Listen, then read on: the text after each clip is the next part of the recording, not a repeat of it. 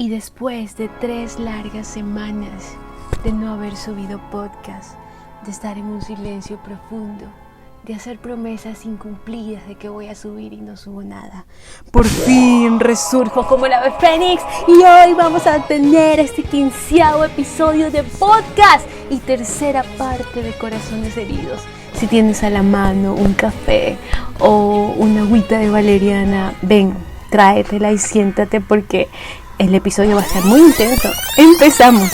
No todo en la vida es picante como el ají, ni todo en la vida es suave como la leche.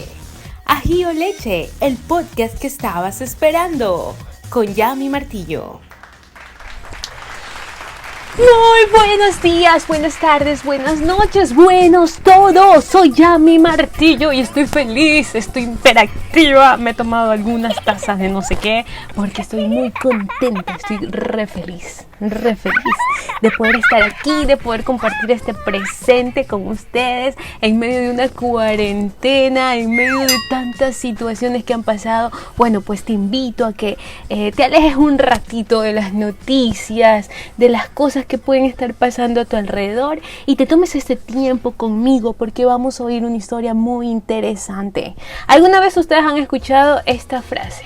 La venganza nunca es buena, mata el alma y la envenena. Creo que esa es una de las frases más célebres o las más representativas del Chavo del Ocho y hasta la vez creo que la recordamos, pero creo que hoy te voy a traer una historia que no sé si fue de la vida real. La verdad es que esta historia la encontré hace muchísimo tiempo y me dio unas lecciones muy importantes, así que te la voy a compartir, ojalá que también te sirva, ya que estamos hablando de corazones heridos, tercera parte. La primera parte hablamos de corazones heridos de las mujeres, por qué más o menos las mujeres tenían el corazón herido, cómo actuaban, y en la segunda parte hablamos sobre los corazones heridos de los hombres, que tuvimos un invitado muy especial. Si no has visto el capítulo, te lo voy a dejar en el salvapantallas, en la pantallita vas a poder encontrar el link para que lo vayas a visitar. Te vas a divertir muchísimo en ese episodio de Corazones Heridos y hoy vamos a ver corazones heridos por algo que... ay, Dios bendito, que a veces dicen que es un plato frío que se disfruta más. La venganza. La venganza. ¿Qué será de cierto que la venganza se disfruta más? Alguien decía una vez: Señor, tuya es la venganza, pero úsame como instrumento. ¿Qué opinan de esos pensamientos? ¿Qué será? Bien, para eso te voy a compartir la siguiente historia. María Blanca era una señorita que se casó y que le entregó toda su vida a Juan. María Blanca y Juan se casaron muy jóvenes. Cuando ellos se casaron, se tenían mutuamente. Solo tenían su amor y una serie de necesidades por cubrir, porque era una pareja que económicamente recién estaban surgiendo. Sin embargo, Juan era una persona muy emprendedora y María Blanca era una persona que servía para apoyar las ideas emprendedoras de Juan. Y obviamente cuando estás enamorado, apoyas todo tipo de cosas. Ojalá que todas las que nosotros hemos apoyado sean positivas. Pero bueno, la de María Blanca fue de apoyar a Juan en todo. Juan quiso iniciar una carrera profesional y María Blanca dijo: bueno, entonces yo voy a trabajar mientras tú estudias en la mañana y trabajas en la tarde, y así. La cuestión es que dentro del matrimonio de María Blanca y Juan, trágicamente se volvieron a cumplir todos los sueños de Juan a costa de los sueños de María Blanca. Y María Blanca siempre cedió porque creía que era lo más conveniente y sabía que si a Juan le iba bien, a todo el hogar, a todo el matrimonio, a los hijos que venían en el futuro les iba a ir bien. Después de 20 años de matrimonio, donde Juan logró ser el profesional que tanto anhelaba, y no solo eso, sino que también logró amasar una buena fortuna porque era un hombre muy emprendedor, muy trabajador, y más el apoyo de María Blanca, llegó a ser un hombre acaudalado, al punto que le cumplió todas las promesas a María Blanca. Bueno, casi todas. Siempre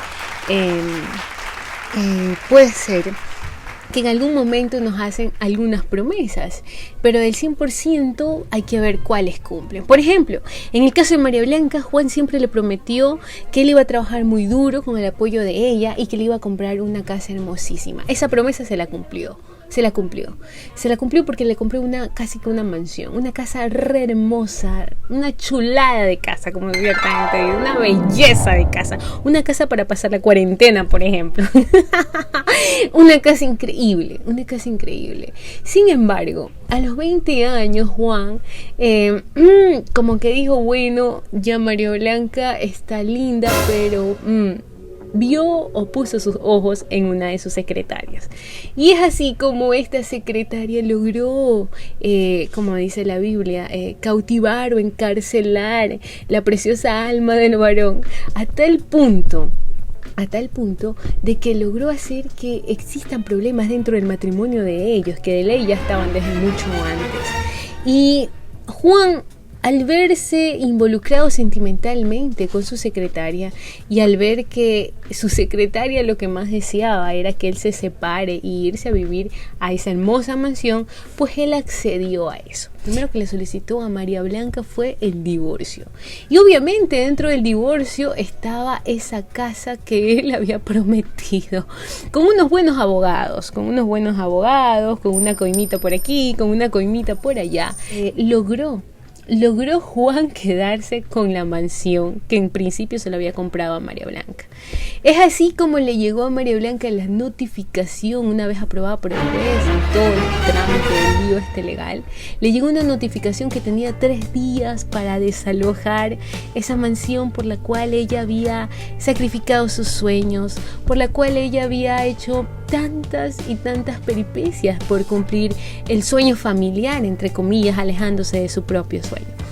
3 días. El primer día dice que María Blanca se puso a empacar todas sus cosas. ¿Qué cosas puede tener una mujer después de 20 años de casada? Todas sus cosas, toda su ropa, todo lo que le pertenecía o que ella creía que le pertenecía. El segundo día, que ya tenía todo empacado, recibió a los camiones para los traslados y dejó todo. Dejó que todos se llevaran a su nuevo departamento que había alquilado, un departamento muy pequeño, muy pequeño. Dice que el tercer día ya no tenía mucho que hacer, ya habían logrado desempacar todas sus cosas.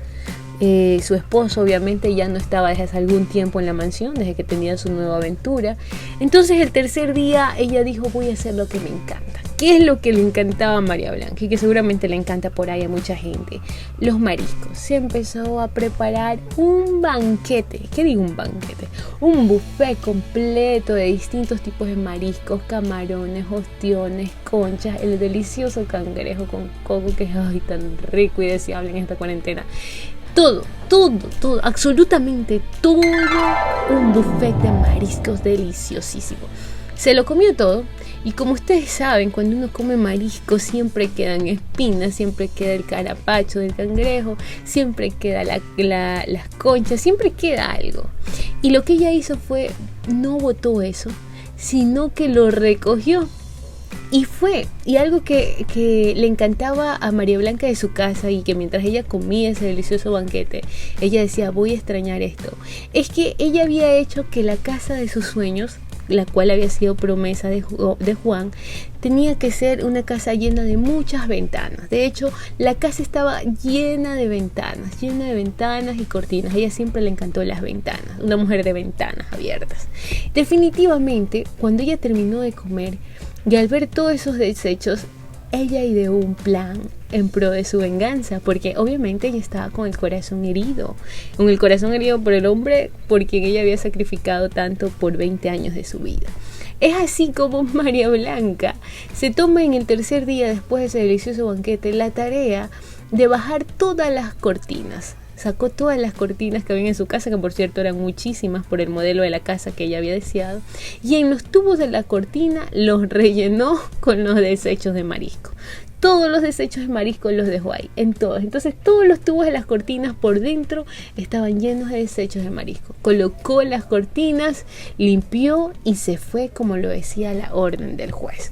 Al día siguiente, no, ni siquiera esperaron 24 horas. Casi que apenas salió María Blanca de la casa, llegó Juan con su nuevo amor, con su nueva pareja sentimental.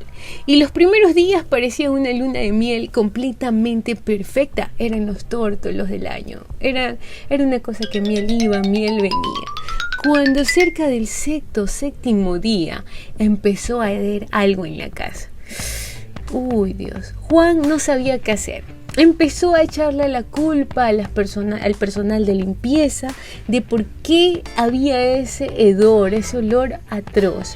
Empezaron a verificar, incluso llegaron a contratar a una empresa antiplagas porque era un olor a muerte horrible, que creían que había ratas y lo que encontraron fue una rata re chiquita. Y no terminaban de descubrir de dónde salía ese apestosísimo olor. Tanto fue que ni siquiera terminó el mes, que el olor era tan insoportable, que la secretaria mismo llegó a decirle a Juan: tenemos que irnos de aquí. Así que lo que tenemos que hacer es vender esta casa.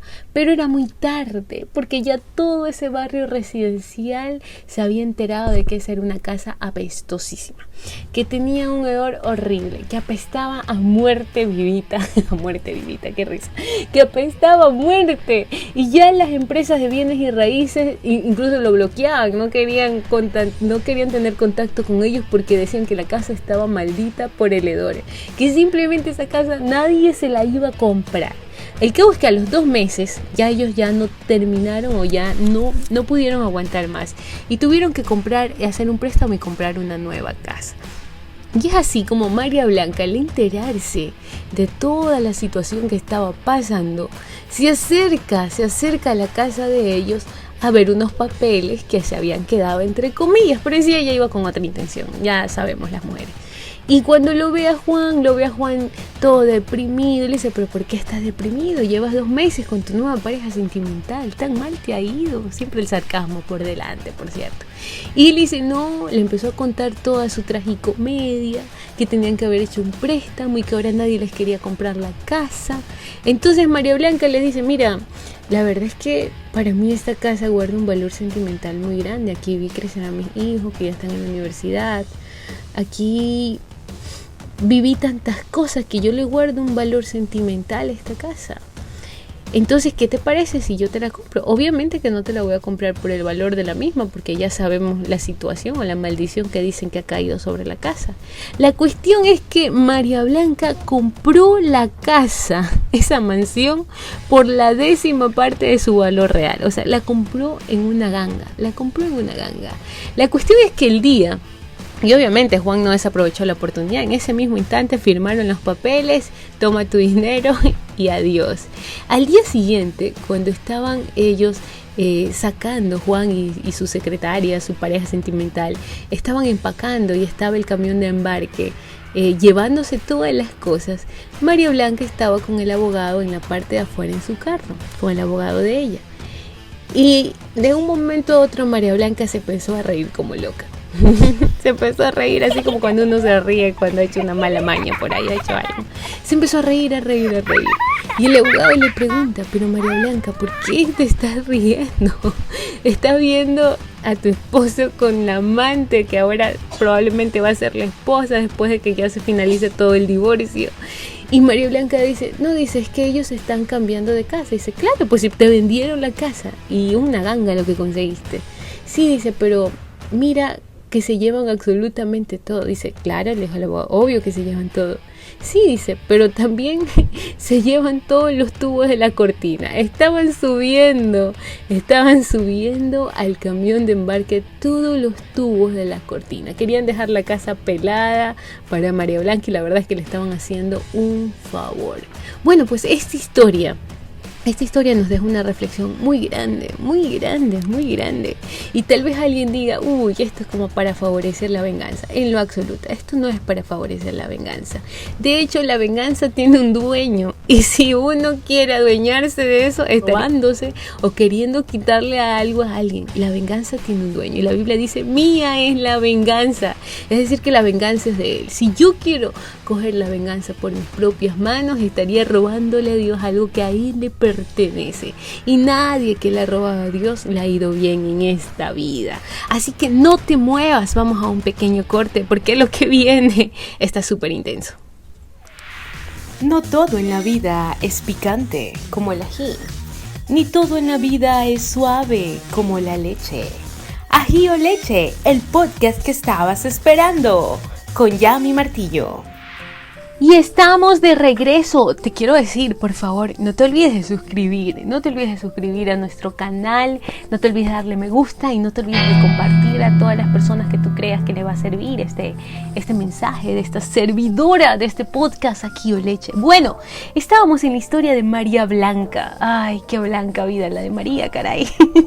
Qué situación tan caótica. Y muchas veces nos podemos encontrar en situaciones similares. Ay, ¿a cuántos no les ha venido las ganitas de coger venganza por sus propias manos? No me mientan.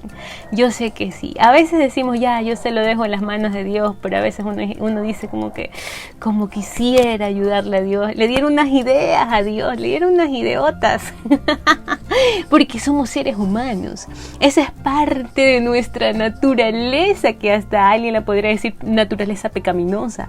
Es normal que llegamos a sentir ese tipo de sensaciones cuando, por ejemplo, alguien se mete en una relación sentimental. Cuando, por ejemplo, pasa lo que le pasó a María Blanca y alguien destruye un hogar. O cuando, por ejemplo, en un examen, porque un compañero estuvo haciendo polla a todo el curso, le va mal. O cuando, por ejemplo, un amigo o una amiga en la cual tú confiaste empieza a decir todas esas confidencias o infidencias que lograste decirle cuando estaban de amistad. O cuando, por ejemplo, te finalizan el contrato laboral sin previo aviso, sin ningún permiso. Sin miedo a nada, sin absolutamente una consideración de por medio. Bueno, creo que nos pasaríamos largos minutos y largas horas definiendo cuáles son las causales para nosotros llegar en algún momento a sentir ese deseo de venganza. Pero bueno, una cosa es sentir el deseo. Y otra cosa es darle cabida a ese deseo y empezar a actuar. Por eso, porque Dios sabía que la naturaleza humana siempre va a querer tomar venganza con sus propias manos. Siempre lo va a querer hacer, incluso las películas de Hollywood, creo que gran parte de las películas de suspenso, si uno se da cuenta, todas es motivando a la sed de venganza. A que alguien hizo algo malo, alguien mató a alguien destruyó el hogar de alguien y ahora sí, toda la trama de la historia se basa en cómo vengarse o cómo lograr satisfacer. Y es triste porque al final de la película todos nos damos cuenta de que por más que mató a todos los implicados, no logró hacer absolutamente nada. Más que satisfacer un deseo de venganza que a la final no es suyo. Y es doblemente, porque como decíamos, la venganza ya tiene un dueño. Y apropiarse de algo que ya tiene un dueño es bastante complicado. Y especialmente cuando el dueño no es cualquier dueño, sino que el dueño es Dios. Y miren, que eso no me lo inventé, no en lo absoluto, creo que no tendría la capacidad para inventarme tales cosas.